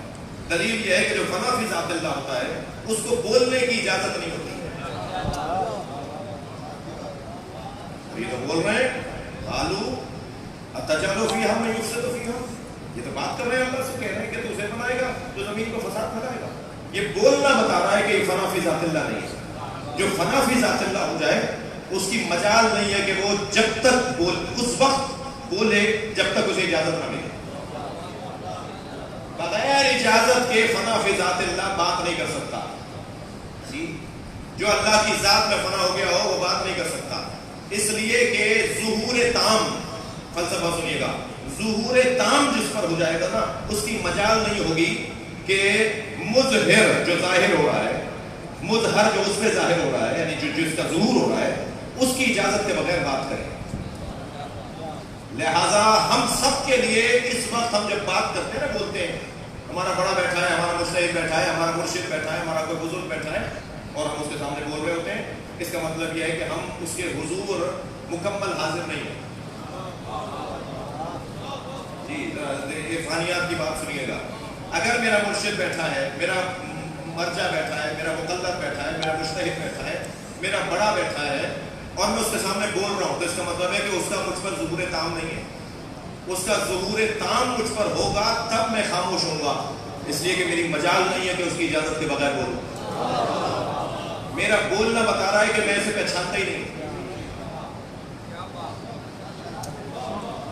شاید میں بات کر سکوں. جیسے جیسے مجھ پر میرا مرشد, میرا مقلد, میرا مرجع, میرا پیر, میرا بڑا جو میرا رہنما ہے, جو میرا مربی ہے, اس کا ظہور مجھ پر مکمل ہوگا, میری مجال نہیں ہوگی کہ میں بات کروں. یہ کبھی کبھی آپ جب دیکھتے ہیں نا کہ بڑوں کے سامنے بچے بات کر رہے ہوتے ہیں, یہ دلیل ہے کہ یہ بڑے کو پہچانتا نہیں. اگر یہ پہچانتا ہوتا تو اس کی مجال نہیں تھی کہ بات کریں. جو فنا فی ذات اللہ فرشتے ہیں ان پر ظہور تام ہے اللہ کا, لہذا جن پہ ظہور تام ہے ان کی مجال ہی نہیں یہ بات کر رہی. مگر یہ کہ مظہر کہے, مالک کہے, رب کہے بولو, اس آیت میں تو اجازت لے کر نہیں بولے. اس آیت میں تو بول دی ہے, جب اللہ نے بات کی تو فرشتوں سے بول دی. جی قیامت میں توجہ چاہوں گا, یہاں تو کچھ بھی کر لیا, بہت کچھ کر لیا اہل بیت کے ساتھ. مدینے سے لے کے کربلا تک اور مدینے سے لے کر آج تک اہل بیت کے ساتھ ظلم ہوتا رہا, اس لیے کہ ظہور تام نہیں تھا ان پہ اہل بیت کا. اور وہ تو دور کی بات ہے, جو خاص ساتھ بیٹھنے والے تھے وہ سب اہل بیت کا ان پہ ظہور تام نہیں تھا. میرے مولا نبی نے 4 صحابیوں کے نام لے کر کہا کہ یہ جنت ان کی مشتاق ہے, تو آواز دی فلمار یا رسول اللہ, تو عمار کا نام آپ کیوں نہیں لیا؟ حضرت عمار کا نام نہیں لیا. تو فرمایا جاز عجیزتن ثم رجع, عمار ایک لمحے کے لیے علی پہ شک کریں گے پھر توبہ بھی کر لیں گے. اس لیے میں نے عمار کا نام نہیں دیا. جو ایک لمحے کے لیے بھی اپنے مولا پہ شک کرے تو اس کا مطلب یہ ہے کہ اس پر مولا کا ظہور تام نہیں ہے. جس پر مولا کا ظہور تام ہوگا اس کی مجال نہیں ہوگی کہ مولا کے سامنے کوئی بات کرے. قیامت میں کوئی نہیں بولے گا لا يتکلمون الا من اذن له الرحمن. مجال نہیں ہوگی کسی بھی بولنے کی. کیوں؟ گونگے ہو جائیں گے کیا؟ اس آیت کو کیسے سمجھیں گے؟ یہ سارے محشر میں جتنے کھڑے ہوں گے سارے گونگے ہوں گے کیا؟ نہیں. قرآن کہہ رہا ہے کوئی نہیں بول سکے گا. کیا مطلب ہے؟ بولنا نہیں آئے گا, زبان نہیں ہوگی. نہیں, زبان ہوگی, بولنا آتا ہوگا, مگر ظہور تام ہوگا. جب ظہور تام ربوبیت کا ہوگا تو مجال نہیں ہے کسی کی بات کرے. مگر اللہ کہے گا تم بولو, تم بات کرو, تم بات کرو. الا من اذن له الرحمن, جسے رحمان بولنے کی اجازت دے گا. میں انہیں پہ تو سلام بھیجنے کے لیے مجلس کرتا ہوں جنہیں محشر میں بولنے کا موقع ملے گا. جب بولیں گے وہ محشر میں, بات کریں گے وہ محشر میں. توجہ ہو گئی؟ فنا فی ذات اللہ جو ہوتا ہے, ایک جملہ ہدیہ کرنے جا رہا ہوں ایک جملے کے بعد. فنا فی ذات اللہ جو ہوتا ہے وجود, وہ اپنے مالک کی اجازت کے بغیر نہیں بولتا, اسے کچھ نظر ہی نہیں آتا.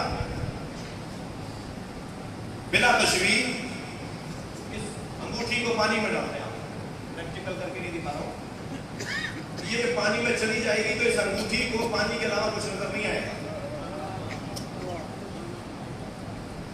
جب کوئی وجود کسی وجود میں فنا ہو جائے تو فنا ہونے کے بعد اسے کچھ اور نظر نہیں آئے گا, صرف وہ اسی کو دیکھے گا. میں اس جملے کے بعد ایک پوری قوم سے, صرف فیصل آباد کے لیے مجلس نہیں پڑھ رہا, پوری قوم سے جہاں جہاں یہ ویڈیو بھی میری سنی اور دیکھی جائے گی ان سب سے گزارش کر رہا ہوں, علی میں اتنے فنا ہو جاؤ کہ علی کا غیر نظر ہی نہ آئے.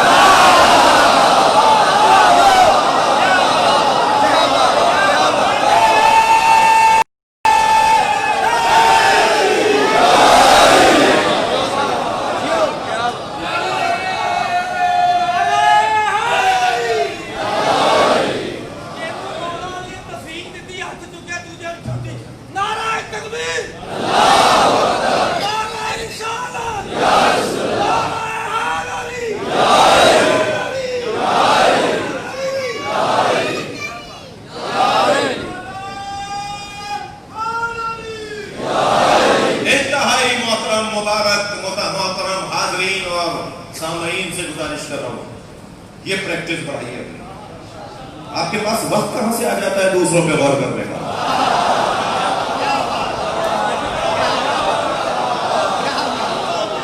ہمیں تو 1 گھنٹہ کم پڑھنا ہوتا ہے, ہم سجا سجا کے بات کر رہے ہوتے ہیں کہ کسی طرح ہماری بات سچ کر پیش ہو, اہتمام کے ساتھ پیش ہو. مجھے پہاڑے پہ بیٹھ کے پڑھنے نہیں ہے. ان بچوں کو, ان جوانوں کو, ان میری قوم کے ہونے والوں کو, ان قوم کے مستقبلوں کو اور آج کے مہمانوں کو اور آج کے سرپرستوں کو سجا کر بات پیش کرنی ہے نا مجھے. تو میرے پاس وقت کہاں ہے کہ میں کہیں اور غور کروں. اور کس نے کہہ دیا ہے کہ تبرہ یعنی نام لے کر کسی کے بارے میں کچھ کہنا؟ سب سے بہترین تصویر تبرہ کی نظر انداز کرنا ہے. صلوات پڑھیں گے محمد و آل محمد.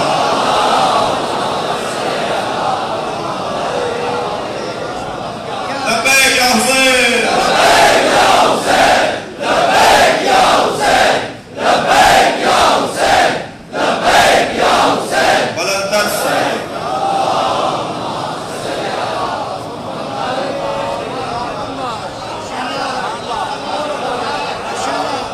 آپ محترم سامعین سے گزارش ہے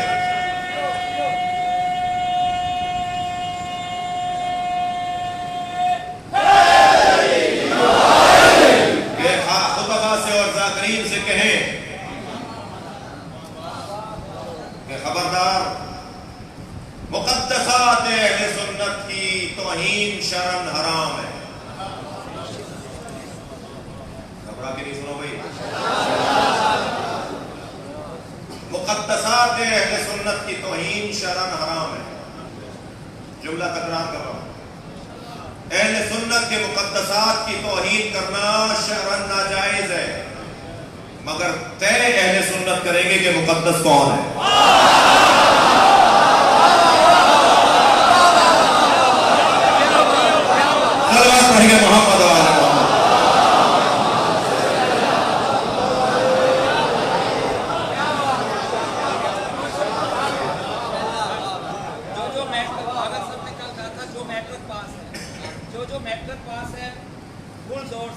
जो नहीं है वो नारा लगाएगा, मैटर पास हो जाएगा। नारा हैदरी। ये तो हुस्न है ना हमारी मजलिस में, यही तो हुस्न है हमारी। सलवात और नबी की रात पर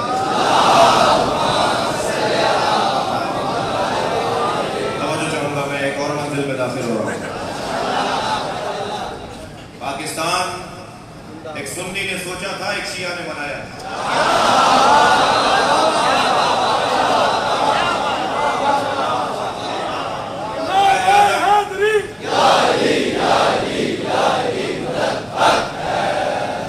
और अल्लामा इकबाल रहमतुल्लाह अलैहि, एक सुन्नी ने सोचा, एक शिया ने बनाया। कोई जोर नहीं लगाया करें कि कायदे अल्लामा इकबाल को आप शिया साबित करें। और क्या जरूरत आ रही है सुन्नी भाइयों को ये साबित करने के लिए कि कायदे आज़म सुन्नी थे? यही तो हुस्न है इस्तिक़्बाल का, यही तो हुस्न है इस्तिक़्बाल का। इकबाल ने हज़रत अबू बकर की तारीफ की, हज़रत उमर की तारीफ की, इकबाल ने उम्महातुल मोमिनीन की तारीफ की है, इकबाल ने अपने सुन्नी होने का ऐलान किया है। बहुत अच्छी बात है, हमें फख्र है इकबाल के ऊपर। हम इकबाल की कब्र पे जाके सलामी देते हैं। एक साहब कहने लगे उनकी दाढ़ी नहीं थी, मैंने कहा जिनकी दाढ़ी है उन्होंने कौन से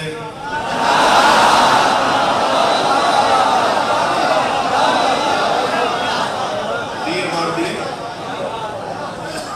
अच्छा, जिन्होंने दाढ़ियां नहीं रखी में वो ज्यादा दाद नहीं देते। एक सलवात पड़े बड़ा मोहब्बत, इससे बेहतर सलवात नबी की ज़ात पर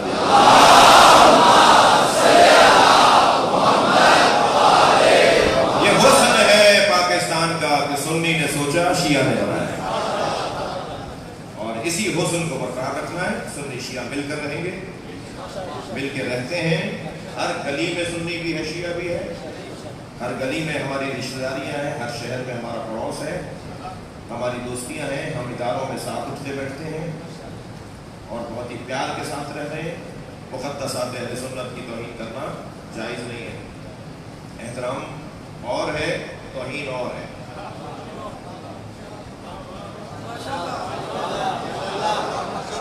आइडियल हमारे नजदीक सिर्फ अहले बैत है।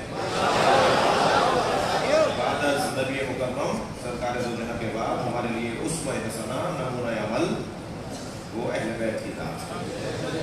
अगर इसका किसी चीज़ का इक़रार करना, किसी का नफी करना तो नहीं होता। मंतिक़ का कायदा है, इस्बात शै नफी मादा नहीं करता। मैं एक चीज़ का इस्बात और इक़रार कर रहा हूँ, इसका मतलब ये नहीं कि मैं किसी का इनकार कर रहा हूँ। और जो खुले अहले बैत के दुश्मन हैं, जिन्होंने अहले बैत के साथ दुश्मनी की है, न सिर्फ हम उनकी तौहीन और ताज़ीम की बात नहीं, बल्कि हम उन्हें जानते नहीं, हम पहचानते नहीं।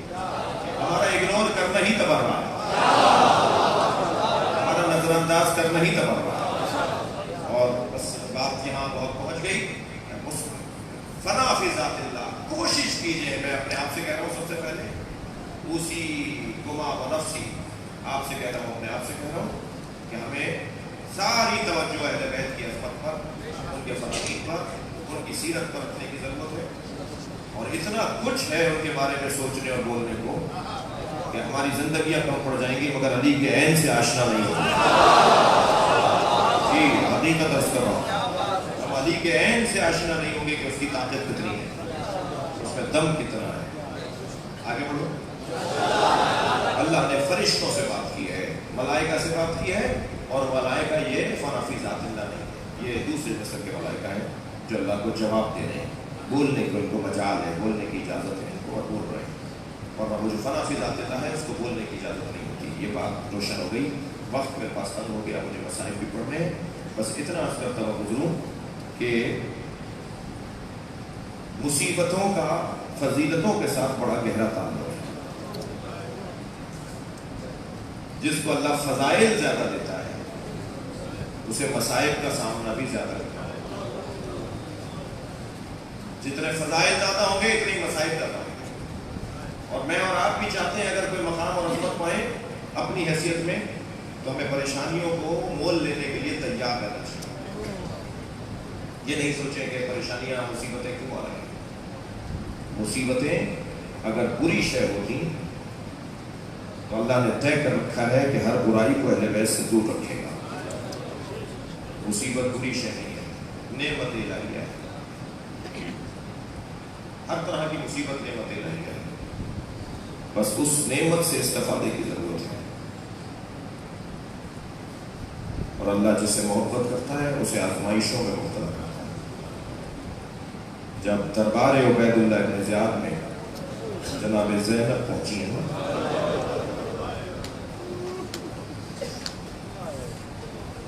اللہ کتنا پیار کرتا ہے اہل بیت سے، اس کا بیان جناب زینب کے خطبے سے معلوم ہوگا. جب اس نے کہا نا کہ زینب دیکھا اللہ نے تمہارے ساتھ کیا کیا، یہ جبر کا عقیدہ وہ بیان کر رہا تھا. جبر کا عقیدہ کہ ظلم بھی اللہ کرواتا ہے، عدل بھی اللہ کرواتا ہے. یہ جبر کا عقیدہ ہمارا عقیدہ نہیں ہے. اس نے کہا دیکھا تمہارے ساتھ اللہ نے کیا کیا، تو میری بیوی بابا کے لہجے میں بولی. ایک جملے میں بیوی نے اس کے نظریے کو نقش پر آپ کر دیا. فرمایا ما رائے تو اللہ جمیلا، ہم نے اللہ کو جمیل ہونے کے علاوہ نہیں پایا. اور سن تو مجھ سے کہہ رہا ہے کہ اللہ نے تمہارے ساتھ کیا کیا، تو سن اللہ نے کیا کیا. البلاء للولا، اللہ بلائیں ان پہ ڈالتا ہے کہ جن سے محبت کرتا ہے. ہم اللہ کے شکر گزار ہیں کہ اس نے ہم پر بلائیں ڈالی. یہ بلائیں جو اس بیوی پر آئی ہے نا، میں آج 1400 سال کے بعد بولتا ہوں، سوچتا ہوں، ہم سنتے ہیں تو ہماری آنکھوں سے آنسوؤں کی لڑیاں بہتی ہیں. کیا جگر ہے، کیا وجود ہے. نام بھی شریعت الحسین ہے، کام بھی شراکت حسینی ہے. عقل اور سمجھداری تو قربان جائے جناب زینب پر. عقیدہ بنی ہاشم ہے. اس خاندان میں سب سے زیادہ خواتین میں بعد از سیدہ زہرا اگر کوئی عقیل اور عقیلہ اور سمجھ اور فہم کا کمال ہے تو وہ جناب زینب کی ذات ہے. 3 سال کا سن ہے. نبی دروازے پر ہر روز نماز فجر کے بعد سلام کرنے آتے ہیں. السلام علیکم یا اہل بیت النبوہ. جیسے ہی دروازے پر سرکار نے نبی نے سلام کیا، دروازہ کھل جاتا تھا اور کبھی امام حسن، کبھی امام حسین، کبھی مولا علی، کبھی جناب زہرا بابا کو سلام کرتے تھے، اپنے گھر میں لے آتے تھے. اب کی دفعہ جب دروازہ کھلا تو دیکھا زینب کھڑی ہے. جتنا پیار میرے مولا نبی کو امام حسین سے ہے نا، اس سے کم پیار زینب سے نہیں ہے. آگے بڑھ کر اپنی نواسی کے پیشانی کا بوسہ دیا اور کہا بیٹا تم دروازے پر کیوں آئی ہو؟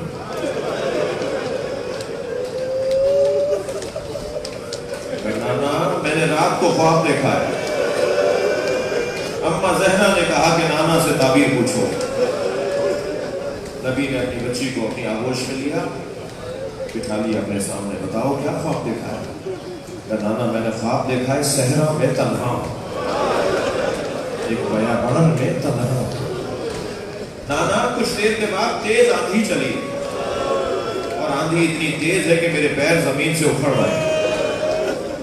میرے پیر زمین سے اکھڑ رہے تھے. میں نے ایک درخت کا جا کے سہارا لیا مگر ایک جھونکا آیا اور وہ درخت زمین سے اکھڑ گیا. پھر دوسرا درخت نظر آیا، میں نے اس کا سہارا لیا، وہ بھی زمین سے اکھڑ گیا. میں نے تیسرے درخت کا سہارا لیا، وہ بھی زمین سے اکھڑ گیا. نانا اب دور دور تک کوئی درخت نہیں تھا. آندھی بہت تیز چل رہی تھی. یہ کہہ کر بیوی نے رونا شروع کر دیا. نبی نے پیار کر کے کہا بیٹا خواب پورا بتاؤ، رو کیوں؟ نانا میں نے دیکھا دور دور تک درخت نہیں ہے اور تیز آندھی چل رہی ہے. نانا میرے سر سے چادر اتر گئی.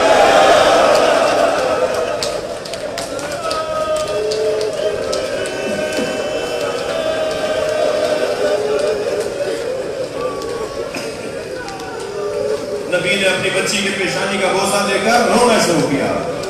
فرمایا زینب تمہارے 3 سہارے ہیں، تمہارا بابا علی تمہارا سہارا، تمہارا بھائی حسن تمہارا سہارا، تمہارا بھائی حسین تمہارا سہارا ہے. और एक बयाबान होगा जहां तुम्हारे तीनों सहारे तुमसे छिन जाएंगे, वहां तुम्हारे सर से चादर उतरेगी। और मेरी बच्ची, बगैर चादर के तुम बाजारों में जाओ। जो ज़ैनब बाबा के सामने बगैर चादर के ना आती हो, जो बीबी भाइयों के सामने बगैर चादर के ना आती हो, सलाम भेजे मिलकर उस बीबी पर जब अपनी जिंदगी की पहली नमाज मगरिब बगैर चादर के पढ़े। वो शाम गरीबा की मजलिस नमाज, वो शाम गरीबा की पहली नमाज मगरिब, ज़ैनब के सर से चादर उतर गई है। अजब नहीं, सहरा में खड़े होकर जब तकबीर कहने का इरादा किया हो तो कहा, या अल्लाह मुझसे इस नमाज को कबूल कर। तेरी ज़ैनब तेरे सामने बगैर चादर के, अजरुकम अल्लाह, खुदा किसी गम न लाए सिवाय गम अहले बैत में जनाब ज़ैनब की ज़ियारत की और क़ब्र ज़ैनब की ज़ियारत का शरफ अल्लाह अता करे। इन्हीं आंखों के साथ, इन्हीं आंसुओं के साथ इलाही आमीन कहें।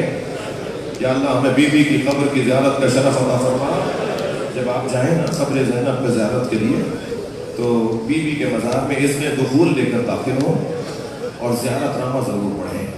ज़ियारतनामे के पहले सफ़े पे लिखा है, सलाम हो उस ज़ैनब कुबरा पर, सलाम हो ए बीबी ज़ैनब आप पर, कि जब 11 मुहर्रम को बेगजाबा ऊँट पर बिठाई जा रही है तो नहर की तरफ इशारा करके कह रही थी, अब्बास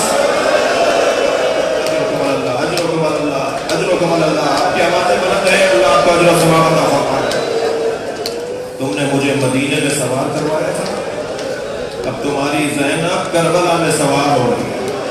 आओ अपनी ज़ैनब को सवार करवाओ। अजब नहीं, अब्बास की लाश कांपी हो और आवाज भी हो, आका दादी मशीयत का पहाड़ हो। 4 साल का सिर है जब जनाब ज़हरा की शहादत हो रही है। जनाब ज़ैनब का 4 साल का सिर है जब जनाब ज़हरा की शहादत हो रही है। पहले इमाम हसन को बुलाया, कहा अली हसन को मेरे हुजरे में भेज दो। इमाम हसन से मुताल्लिक़ बातें की। फिर कहा इमाम हुसैन से, उनसे मुताल्लिक़ बातें जनाब ज़हरा ने की, बीबी फातिमा ने की। फिर कहा अब मेरी ज़ैनब को भेज। जो रोने आए हैं, रिवायत बड़ी सख्त है। बीबी सामने आके बैठी, कहा ज़ैनब वो सामने संदूक चा रखा है, उठा के लाओ। बीबी ज़ैनब को जनाब ज़हरा ने, मौला नबी ने, मौला अली ने, इमाम हसन ने, इमाम हुसैन ने बड़ी जिम्मेदारियां सौंपी हैं, बड़ी संगीन जिम्मेदारियां दी हैं जनाब ज़ैनब को। कहा ज़ैनब वो संदूक से उठा के लाओ। बीबी संदूक से उठा के लाई। क्या बेटा इसे खोल कर बताओ क्या रखा हुआ है। जनाब ज़ैनब ने संदूक से खोला तो कहा अम्मा इसमें कफन रखे हुए हैं। कहा ज़ैनब ये 5 कफन जन्नत से आए थे, जिब्रील जन्नत के 5 कफन और 5 हुनूद लेकर आए थे, नाना को इसमें से हमने कफन दे दिया है। ऐ ज़ैनब ये 4 कफन और हैं। अब एक एक मुझे दिखाती रहो तो मैं तुम्हें बताऊं कि कौन सा कफन किसका है। अजरुकम अल्लाह। जनाब ज़ैनब ने एक कफन दिखाया। जनाब ज़हरा ने उसे देखकर कहा ज़ैनब कुछ ही दिनों में, इन्हीं दिनों में तुम्हारे बाबा अली घर में आएंगे, तुमसे कफन मांगेंगे। उन्हें बता नहीं हो कि कफन ज़ैनब के पास है। तो ज़ैनब तुम्हारे बाबा आके कफन मांगेंगे, ये मेरा कफन है, ये तुम अपने बाबा अली को दे देना।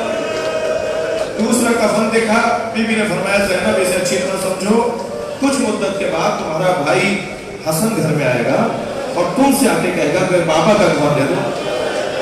तो ये तुम्हारे बाबा अली का कफन है, ये कफन अपने बाबा का अपने भाई को दे देना। फिर तीसरा कफन देखकर रोई और कहने लगी बेटा कुछ मुद्दत के बाद तुम्हारा भाई हुसैन घर में आएगा और कहेगा कि भाई हसन का कफन दे दो। तो ये कफन अपने भाई हसन का भाई हुसैन को दे देना। हज़रत जिन आंखों में आंसू नहीं आए, मेरा दिल कहता है अब मैं जुमला कहने जा रहा हूँ, बड़ा सब जुमला है। आखिरी कफन रह गया, चौथा कफन रह गया। जनाब ज़ैनब ने दिखाया तो बीबी ने देख कर रोना शुरू किया और फरमाया ये भी तुम्हारे भाई हसन का कफन है। मेरी बीबी ज़ैनब ने रोते हुए कहा